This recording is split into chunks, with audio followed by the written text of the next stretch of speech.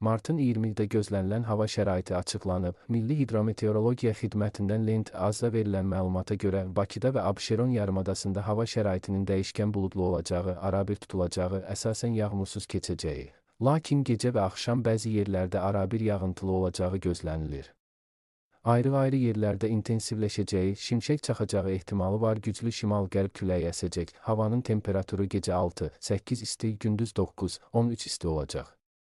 Atmosfer təzyiqi 762 mm civə sütunundan 767 mm civə sütununa yüksələcək. Nisbi rütubət 70-80 olacaq. Azərbaycanın rayonlarında bəzi yerlərdə arabir yağıntılı olacağı. Şimşək çaxacağı gözlənilir. Ayrı-ayrı yerlərdə intensiv olacağı, dolu düşəcəyi, bəzi dağlıq ərazilərdə qar yağacağı ehtimalı var. Gecə və səhər bəzi yerlərdə arabir duman olacaq.